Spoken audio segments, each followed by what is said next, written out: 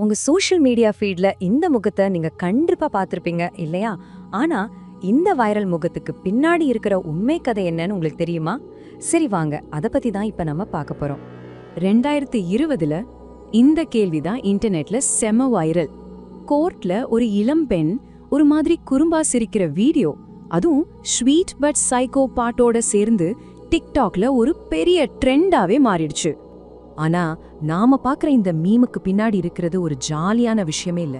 அது ஒரு பயங்கரமான மனச உலுக்குற சோக கதை. அந்த வைரல் வீடியோவுக்கும் அதுக்கு பின்னாடி இருக்கிற கொடூரமான உண்மைக்கும் நடுவுல பெரிய வித்தியாசம் இருக்கு. சரி வாங்க, இந்த மீம் எல்லாம் வரதுக்கு பல வருஷத்துக்கு முன்னாடி, அதாவது ஆகஸ்ட் 2013ல கொலராடோல இருக்கிற அரோராங்கிற ஊர்ல என்ன நடந்துச்சுன்னு பார்க்கலாம்.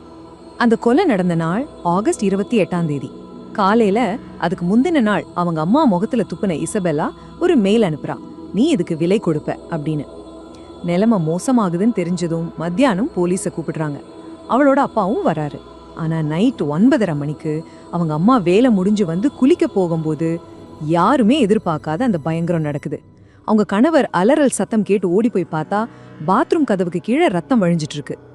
அவளோட மாற்றான் தந்தை, அதாவது அவங்க அம்மாவோட கணவர் என்ன சொல்றாருன்னா, கதவை திறந்து ரத்தம் சொற்ற கத்தியோட அவ வெளியே வந்தா. எங்களை கடந்து போகும்போது எங்கேயோ விரிச்சு பார்த்துட்டு இருந்தா, முகத்துல எந்த உணர்ச்சியுமே இல்ல அப்படின்னு சொல்றாரு. அதுக்கப்புறம் அவ அங்கிருந்து தப்பிச்சு ஓடிட்டா. விசாரணையில தெரிஞ்ச விஷயம் இன்னும் அதிர்ச்சிகரமா இருந்துச்சு. 79, ஆமாங்க, 79 தடவை அவங்க அம்மா கத்தியால குத்தப்பட்டிருந்தாங்க. அதுவும் பெரும்பாலான காயங்கள் முகத்திலையும் கழுத்திலையும் தான். கோர்ட்டுக்கு கொண்டு வந்த பிறகும் அவளோட விசித்திரமான நடவடிக்கைகள் தொடருது.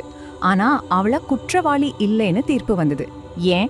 அதுக்கு சட்டத்துல ஒரு முக்கியமான காரணம் இருந்துச்சு.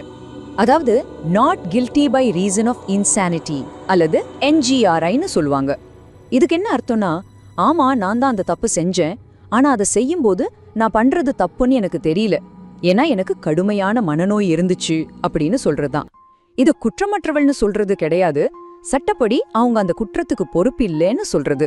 இப்ப இந்த அட்டவணையை பாத்தீங்கன்னா உங்களுக்கு புரியும்.